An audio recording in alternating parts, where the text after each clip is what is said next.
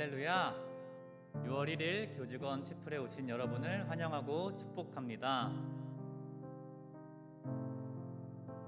제가 잠깐 기도하고 예배를 시작하겠습니다.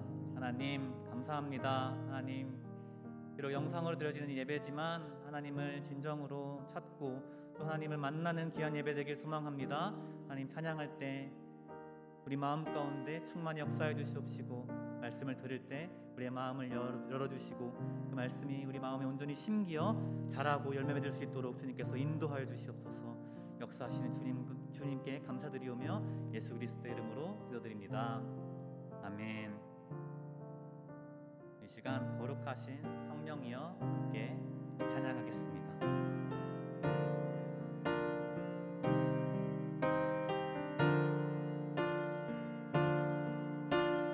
거룩하신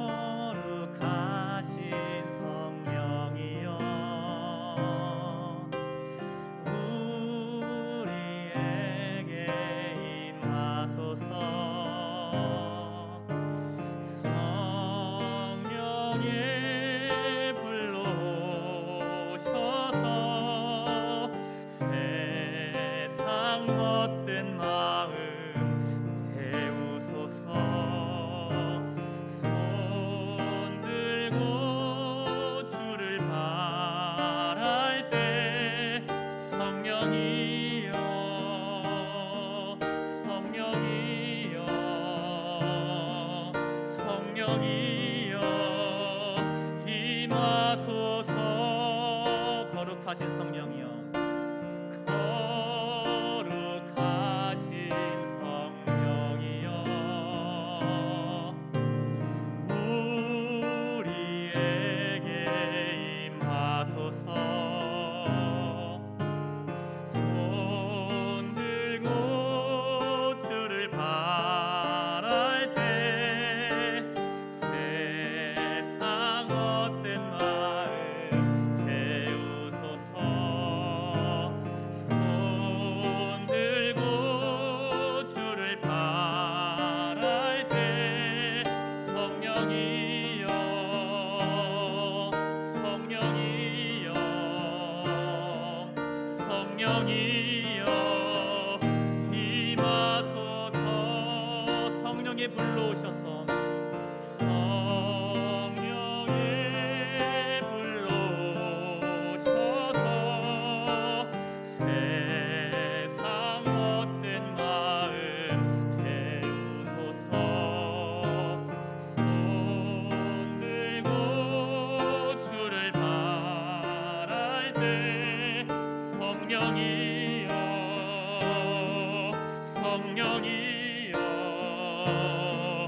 성령이여 임하소서.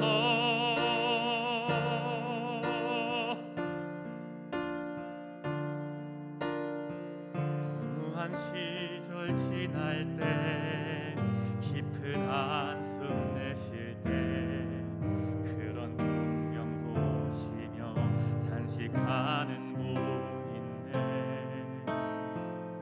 그와 같이 너희를 버려두지 않으리. 내가 너희와 영원히 함께하리라. 허무한 시절 지날 때, 허무한 시절 지날 때, 깊은 한숨 내쉴 때, 그런 풍경 보시며 단식하는 분 있네. 그와 같이 너희를 버려두지 않으리. 내가 너희와 영원히 함께하리라.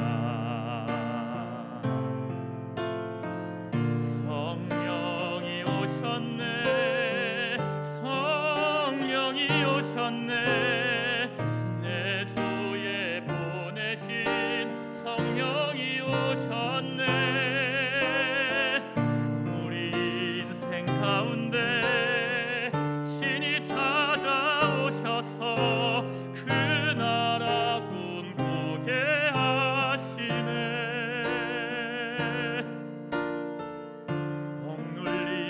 십자가 갇힌 자, 자유함이 없는 자, 피난처가 되시는 성령님 계시네.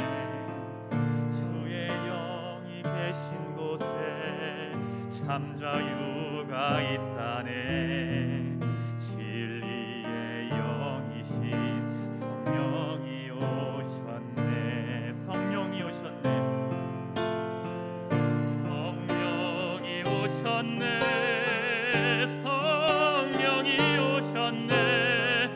내 주에 보내신 성령이 오셨네. 우리 인생 가운데 친히 찾아오셔서 그 나라 꿈꾸게 하시네. 성령이 오셨네. 성령이 오셨네. 성령이 오셨네. 내 주에 보내신 성령이 오셨네. 우리 인생 가운데 친히 찾아오셔서 그 나라 꿈꾸게 하시네. 그 나라 꿈꾸게, 그 나라 꿈꾸게 하시네. 아멘. 하나님, 우리에게 값없이 은혜로 선물로 주신 성령님께 감사드립니다. 우리의 날마다 살아가는 그 모든 삶 속에서 늘 성령 충만하기를 아침에 찾고 저녁에 또 성령 충만함을 하나님께 감사하며 주야로 하나님께 교제하기 힘쓰며 하나님의 음성 듣기 힘쓰며 말씀을 묵상하기 힘쓰는 저희들 되길 소망합니다. 하나님, 이 시간 말씀 듣기 원합니다. 우리의 마음밭을 기경하여 주시옵시고 하나님의 온전한 말씀이, 그 말씀의 씨앗이 우리 가운데 온전히 심겨질 수 있도록 하나님, 우리의 마음을 새롭게 하여 주시옵시고 기름 부어 주시옵소서. 이 시간 주님께 온전히 맡겨드립니다. 역사하실 주님을 찬양합니다. 모든 순서 주님께 맡겨드리오며 좋으신 우리 구주 예수 그리스도의 이름으로 감사드리며 기도드립니다. 아멘. 예, 오늘 말씀은 욥기 42장 10절에서 17절까지 말씀입니다. 제가 봉독하겠습니다. 욥이 그의 친구들을 위하여 기도할 때 야훼께서 욥의 곤경을 돌이키시고 야훼께서 욥에게 이전 모든 소유보다 갑절이나 주신지라. 이에 그의 모든 형제와 자매와 이전에 알던 이들이 다 와서 그의 집에서 그와 함께 음식을 먹고 야훼께서 그에게 내리신 모든 재앙에 관하여 그를 위하여 슬퍼하며 위로하고 각각 캐시타 하나씩과 금고리 하나씩을 주었더라. 야훼께서 욥의 말년에 욥에게 처음보다 더 복을 주시니 그가 양 14,000과 낙타 6,000과 소 1,000결이와 암낙이 1,000을 두었고 또 아들 7과 딸 3을 두었으며 그가 첫째 딸은 여미라라 이름하였고 둘째 딸은 긋시아라 이름하였고 셋째 딸은 게렌 합북이라 이름하였으니 모든 땅에서 욥의 딸들처럼 아리따운 여자가 없었더라. 그들의 아버지가 그들에게 그들의 오라비처럼 기업을 주었더라. 그 후에 욥이 140년을 살며 아들과 손자 4대를 보았고 욥이 늙어 나이가 차서 죽었더라. 아멘. 예, 오늘 말씀 제목은 모든 고난은 끝이 있다 라는 말씀입니다. 욥기 맨 마지막 장을 우리가 읽었습니다. 욥기는 의인이 고난 당하는 내용으로 채워져 있습니다. 욥기는 고통의 원인이나 고통의 의도나 고통의 필요성에 대해서 말하는 책은 아닙니다. 욥기에서 가장 중요한 메시지를 찾는다면 모든 고난은 끝이 있다라는 말입니다. 오늘 말씀 제목도 모든 고난은 끝이 있다라는 제목인데요.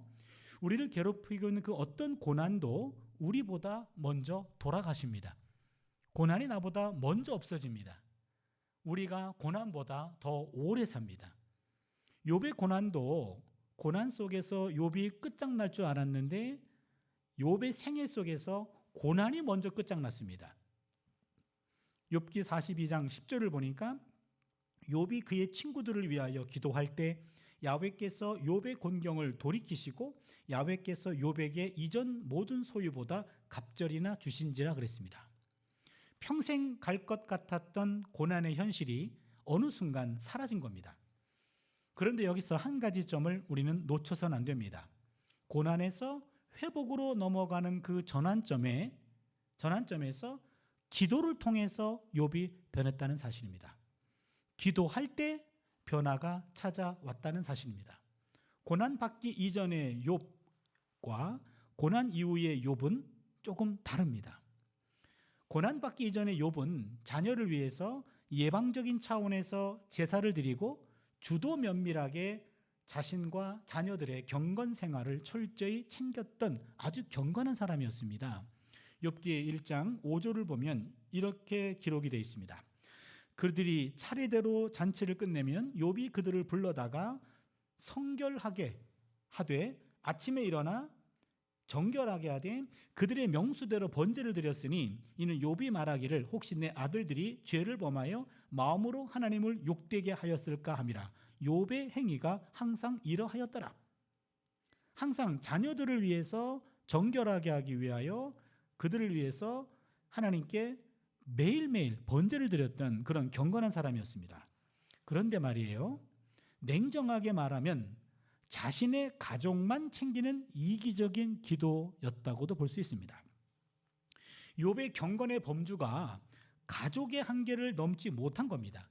욥의 기도에는 가족만 있었고 남들은 없었습니다. 자신과 자식들만 건수했지 남들에 대해서는 깊은 관심을 보이지 않았던 것이 고난받기 이전의 욥이었습니다. 그런데 오늘 본문에서 욥의 기도에 가족이 아닌 남들이 포함됩니다. 욥이 친구들을 위해서 중보기도를 드린 겁니다. 욥은 고난을 통해서 이기적인 기도자에서 어느덧 남을 위해서 기도하는 중보기도자로 변한 겁니다. 이러한 중보기도에 하나님이 기다렸다는 듯이 응답하시고 욥에게 회복의 길이 열립니다. 이러한 내적 변화가 외적 변화를 이끌어 왔습니다. 이제는 욥의 인간관계도 회복이 됩니다. 그게 42장 11절에 언급되는데요. 이에 그의 모든 형제와 자매와 이전에 알던 이들이 다 와서 그의 집에서 그와 함께 음식을 먹고 야훼께서 그에게 내리신 모든 재앙에 관하여 그를 위하여 슬퍼하며 위로하고 각각 캐시타 하나씩과 금고리 하나씩을 주었더라. 욥이 경제적으로 폭망했죠. 1장에 보면 3번에 걸쳐서 모든 재산을 다 날리게 되었습니다. 자녀 10명이 사고를 당해서 한순간에 모두 세상을 떠났습니다. 욥 본인도 극심한 피부병, 오늘의 용어로는 한센병이라고 말할 수 있는 그런 피부병에 시달렸을 때는 그의 주변 사람들은 다 하나둘씩 욥의 주변을 떠나갔습니다. 그런데 그 떠나갔던 사람들이 오늘 본문 11절을 보니까 찾아오기 시작합니다. 욥의 인간관계가 회복된 겁니다. 기도는 하나님과의 관계는 물론이고 이웃과 화해하게 해주는 힘을 가지고 있습니다. 지인들은 욥의 재앙을 진심으로 슬퍼했습니다. 진정으로 위로했습니다. 그리고 위로금도 전달했습니다. 인간관계가 회복되자 물질적 관계도 회복이 되었습니다. 욥의 재산은 이전보다 2배나 늘었습니다. 욥기 42장 12절을 보시면 야훼께서 욥의 말년에 욥에게 처음보다 더 복을 주시니 그가 양 14,000과 낙타 6,000과 소 1,000결이와 암낙이 1,000을 두었고 욥기 1장 3절에 나와 있는 요 숫자보다 딱 2배입니다. 결국 건강도 온전히 회복이 되었고 자녀 10명을 하나님이 다시 주었습니다. 결국 욥이 사는 동안에 욥의 고난은 완전히 물러갔습니다. 욥은 140년을 살면서 자연사하게 되었다라는 이야기로 욥기가 끝나게 됩니다. 우리 욥기를 끝까지 읽어보면 여기서 하나 배우게 되는 것이 있습니다. 모든 고난은 그게 과정이지 마지막이 아니라는 사실입니다. 욥만큼 하나님을 경외하는 사람도 없었겠지만 욥에게도 용광로에 넣고 재련해야 할 불순물이 있었던 모양입니다. 하나님의 자녀에게는요, 고난과 절망이 하나님의 마지막 손길이 아닙니다. 고난과 고통은 하나의 과정이지 반드시 그 끝이 있습니다. 우리는 가끔 그런 이야기를 듣습니다. 고통의 터널과 절망의 동굴이라고 하는 이야기입니다. 여러분, 터널과 동굴은 둘 다 캄캄합니다. 그러나 동굴은 출구가 없습니다. 동굴은 들어가면 들어갈수록 그건 절망적입니다. 그러나 터널은 앞은 캄캄하지만 들어가면 들어갈수록 어느 순간에 끝까지 가다 보면 터널의 끝을 만나게 됩니다. 그러기에 터널과 동굴은 다릅니다. 하나님은 당신의 자녀를 고통의 터널 앞에 세울 뿐이지 절망의 동굴로 밀어넣지 않습니다. 우리 앞에 있는 그 어두움은 터널이지 동굴이 아니라는 말입니다. 그런데 터널과 동굴 앞에 서 있다고 생각해 보십시오. 모두 어둡습니다. 그러게 이것이 터널인지 동굴인지 구별이 되지 않습니다. 그래서 두려운 겁니다. 그런데 문제가 없을 때는요, 하나님은 우리 옆에서 당신의 왼손으로 우리의 오른손을 잡아주십니다. 그런데 문제가 생겼습니다. 한 발자국도 앞으로 나아갈 수 없는 그러한 두려움이 몰려왔을 때 우리 하나님은 위치를 앞으로 바꾸십니다. 당신의 오른손으로 우리의 오른손을 붙잡아 주십니다. 그리고 한 걸음 한 걸음 앞으로 이끄십니다. 우리 앞에 있는 어두움 속에서 이것이 동굴인지 터널인지 구분이 되지 않고 두려움에 떨고 있을 때, 그때 우리는 하나님이 보이지 않는 오른손을 잡아야 됩니다. 동시에 하나님의 말씀도 붙잡아야 됩니다. 예레미야애가 3장 33절 말씀입니다. 주께서 인생으로 고생하게 하시며 근심하게 하심은 본심이 아니시로다. 이 말씀 잡아야 됩니다. 하나님은 인생으로 고생하게 하시는 것, 근심하게 하시는 것 하나님의 본심이 아니라는 거죠. 이 말씀을 굳게 잡습니다. 한 가지 말씀을 또 잡아야 되는데 예레미야 29장 11절 말씀입니다. 야훼의 말씀이니라 너희를 향한 나의 생각은 내가 안하니 평안이요 재앙이 아니니라 너희에게 미래와 희망을 주는 것이니라. 이 말씀입니다. 하나님의 마음은 평안이요 재앙이 아닙니다. 우리에게 미래와 희망을 주는 것이 하나님의 마음입니다. 그러기 이 하나님의 본심과 하나님의 마음을 말씀으로 붙잡는 거죠. 붙잡고 가는 겁니다. 여러분, 모든 터널은 반드시 끝이 있습니다. 그런데 중요한 것은 끝까지 간 사람에게 한해서 터널의 끝이 있는 겁니다. 바로 거기에 끝이 있습니다. 우리는 그 터널의 끝을 위에서 달리고 있고 그 끝을 향해서 달리고 있습니다. 그 끝에 다다랐을 때 우리는 비로소 편히 쉬게 될 것입니다.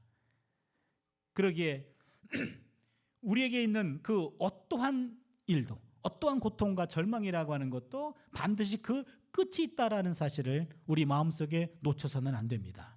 지금의 고통과 절망이 영원할 것 같지만 절대로 그렇지 않습니다. 어디엔가 끝이 있습니다. 우리는 지금 당장 고통의 마침표가 찍히기를 원하지만 야속하게도 그게 언제쯤인지는 아무도 알 수 없습니다. 다만 분명한 것은 언젠가는 끝이 날 것이다 라는 사실입니다. 모든 것은 지나갑니다. 그러나 그러기 때문에 오늘의 절망을 내일로 잠시 미뤄두는 겁니다.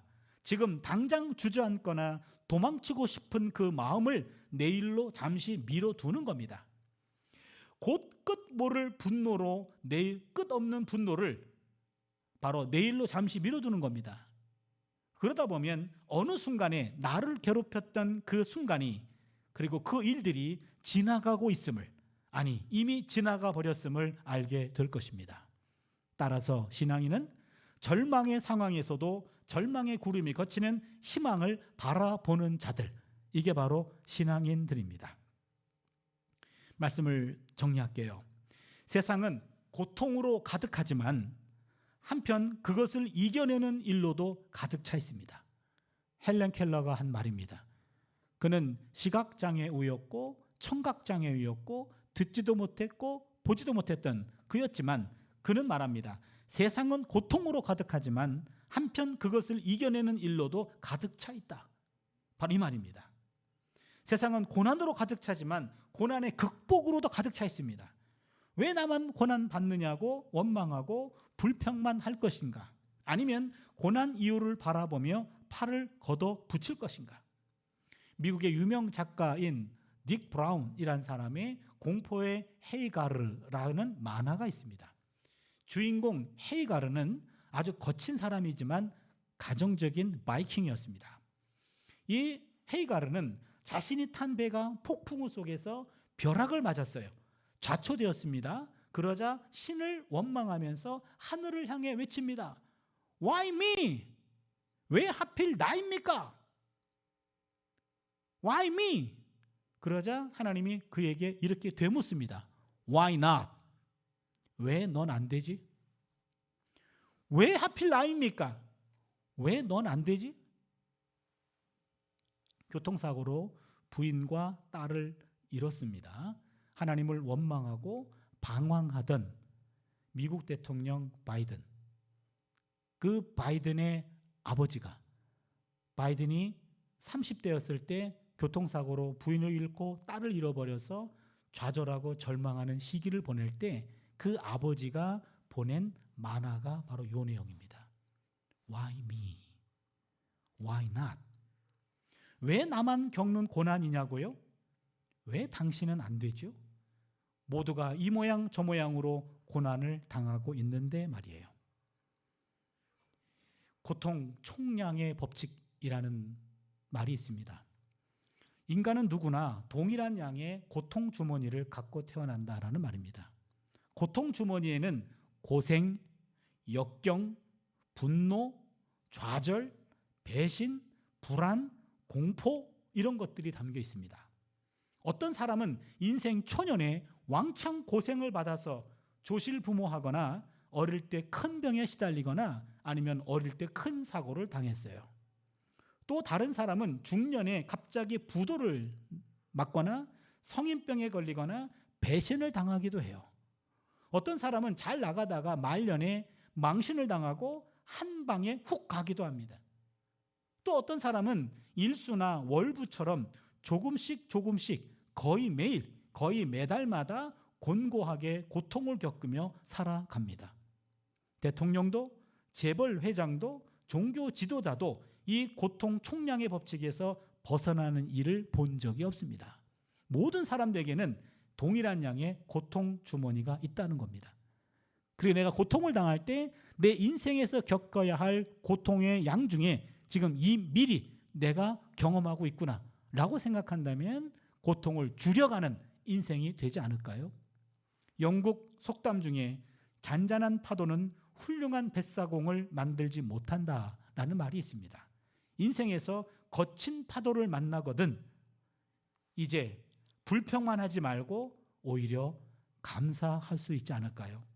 그 과정을 거치고 나면 우리는 반드시 더 훌륭하고 더 강한 사람이 될 것입니다. 기도합니다. 하나님, 욥이 엄청난 고난 속에서 앞을 기대할 수 없고 생명을 기대할 수 없는 그런 캄캄함 속에 있었지만 그러나 욥은 결국 일어났습니다. 하나님을 만났고 하나님을 눈으로 보면서 그는 회복이 가능했습니다. 욥의 일생을 보면서 인생의 모든 고난은 과정이지 끝이 아님을 우리가 깨닫습니다.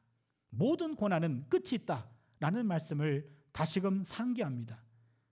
고난 없는 인생이 없고 고통 없는 인생이 없는데 우리 중에 서로 다른 고통과 고난 속에 하루하루를 신음하며 지나는 믿음의 형제와 자매들이 있지 않을까요? 하나님, 고난과 고통 속에서 보이지 않는 하나님의 오른손을 붙잡고 하나님 말씀을 붙잡고 고난 이후에 하나님을 기대하며 묵묵히 터널을 지나가는 우리의 남은 삶이 되게 하여 주시옵소서. 이제는 우리 주 예수 그리스도의 은혜와 하나님 아버지의 극진하신 사랑하심과 성령의 내주 교통 충만하심이 고통 속에 고난의 끝을 바라보며 묵묵히 내 발걸음을 앞을 향하여 나아가는 여기 모인 주의 백성들 머리 위에 이제부터 영원토록 함께 하시기를 간절히 축원하옵나이다. 아멘.